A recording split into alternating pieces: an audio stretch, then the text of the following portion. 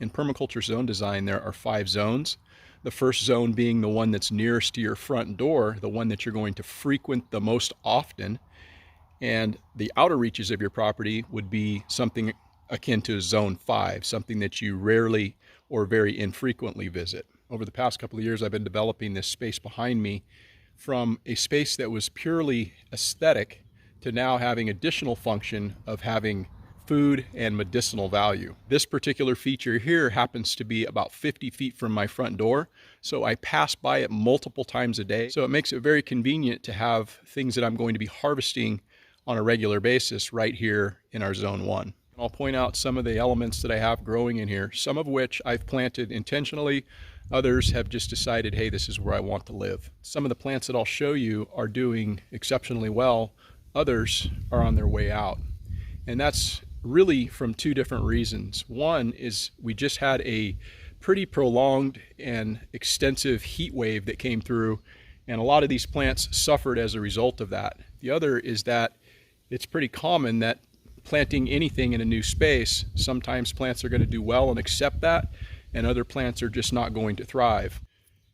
This is a yostaberry that, upon closer inspection, you can see some of the effects of that heat wave that we had. It's looking a little sad right now, but it'll bounce back. It's a pretty healthy plant that's been doing well in this space. There's a number of different daffodil and garlic that surrounds most of these perennial elements in here. This yarrow is a really great perennial. It's very easy to divide and replant elsewhere, and so once you get a little bit of it, it's easy to relocate. But a great element to have in there, not only from the standpoint of medicinal, but it's great to bring in beneficial insects.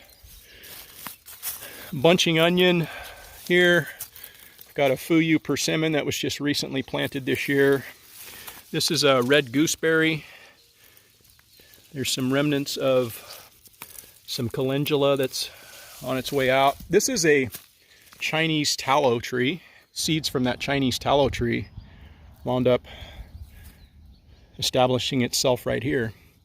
And this may not be here forever, but I'm going to leave it until I get other things in this space to fill that gap. So I've got comfrey down here lining most of this entire border. This right here is lemon thyme, and it's a fantastic thing to cook with. Actually, I didn't really think it would be, but it tastes super good in a lot of different things, gives it a very unique and interesting flavor, and it's quite aromatic. More comfrey. This is a Santa Rosa plum tree that's a dwarf Santa Rosa plum that I pruned back last year really hard because I had a lot of rot in these branches, and it managed to survive that hard pruning, and it's pushed out a lot of wood that I'm going to be working with this winter, and this will be a productive tree for me next year. A mulberry that, again, voluntary, just decided it wanted to be here. I don't know if I pointed out, I got rosemary back here. This was started from something this size. Stripped back the leaves, stuck it in the soil, it struck root, and then I've been able to plant this in various places on my property, but it started from something this size. And the thing that I really like about this is it has multifunctionality. So for example, this would be a keystone element that maybe you're trying to protect. This is going to provide pollination with all of these flowers it's going to put out. It's a very good aromatic confuser. It's going to distract pest insects from the central figure. And it acts much like a shrub. It spreads out and provides ground cover. So as we look underneath this, there's a lot of moisture, and it's going to help to regulate soil temperature. More bunching onion. Here's some yarrow. This is looks to be either a peach or a nectarine that's volunteer. I didn't plant that. It just decided that's where I want to be. Got more mulberry down here, voluntary. This is all voluntary borage back here. Borage is another great pollinator, but it's also a great edible. And so this is very prolific as far as its ability to reseed itself and get itself established.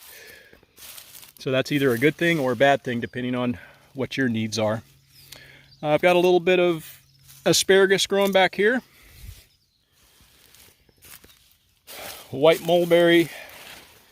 This is something here, I have no idea what that is, but it's something that my daughter gave to my wife, and she always gives me a hard time because she thinks I'm going to kill it. But every year it comes back, and I take care of it when she's not looking. So more Chinese tallow, more comfrey, English thyme. This is a red currant. This is an Italian blue cypress, and it died, and it's been trimmed back and used as a pedestal for birdhouses. This birdhouse was made by my daughter in high school, and it recently just got a facelift this year from her daughter.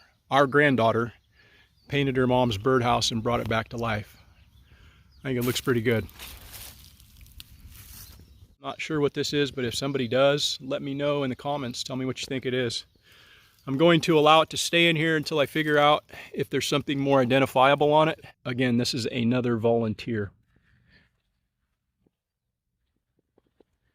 Here's some raspberry that is still living, not doing well, but it's still deciding that I'm not willing to give it up yet, so it's still hanging in there.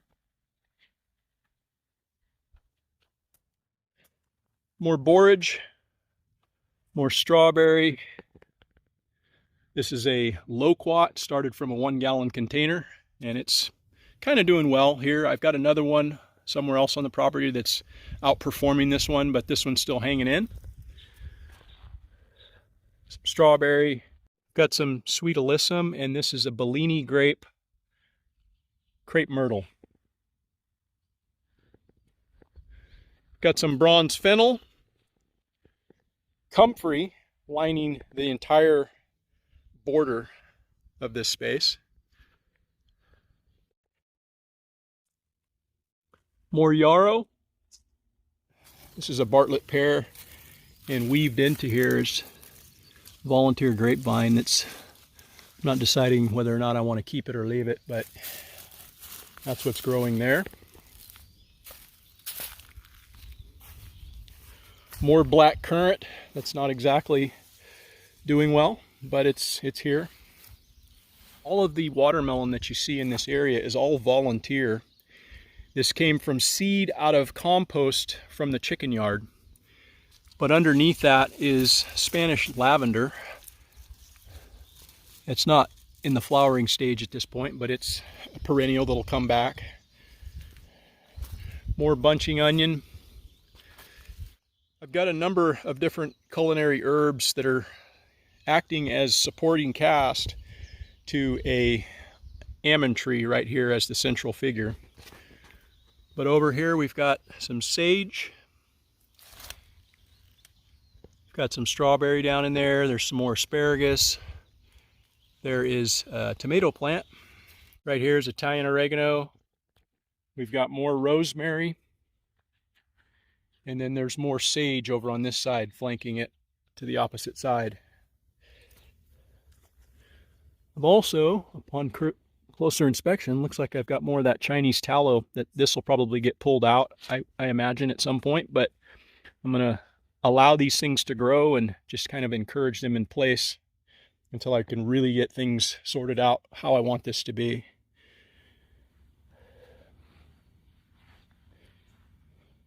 Crepe myrtle, it's a petite pinky. I've got globe artichoke growing in a number of different places. We've already harvested this out, but this will all come back again hard next year. There's some more out in this area. Well, we have a really good basil crop every year out of this Georgia buggy, but right now it's on its way out. We'll probably get our last harvest this week, and basil for the year will be done. More tomato. More globe artichoke. And then here are some of those volunteers that I was mentioning. These are about ready for harvest, but you can see the size of this thing. And I didn't do anything to grow this. It just kind of decided, hey, this is the spot. More globe artichoke. goji berry right here. More watermelon. This is a pineapple guava. We'll see if that winds up liking this spot and flourishing, but it looks fine at this point. It's put on a little bit of new growth. Also got some horseradish growing right at the base of this tomato plant. Alongside aloe, there's some marjoram. And here is a pumpkin that was not planted. But it's just deciding, hey, we like all this compost, we like all these wood chips, and this is going to be a great spot for me to live. But if we peel this back to any extent, you're going to see signs of life.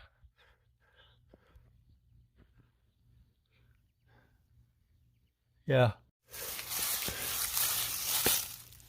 This is another volunteer that I didn't see on the walkthrough, but this is, I believe it's a Nandina. And I'm going to leave it for now, but this is purely just an ornamental that I believe came off of a plant that I have on the other side of the property. As plants come in, other plants die off, it's going to evolve and it's going to change. I'll continually add things in here that I think are going to be beneficial to us. Rebecca actually comes out here on almost a daily basis to grab a lot of culinary herbs and then other things that she may be using in the process of making her soaps. So it's a really great thing to have so close to our front door. It is an aesthetically pleasing way to present the front of my house. I figure if I'm going to have something that looks good, I might as well be able to actually eat it or use it in some other fashion. Please consider subscribing. Thanks for watching. See you in the next video.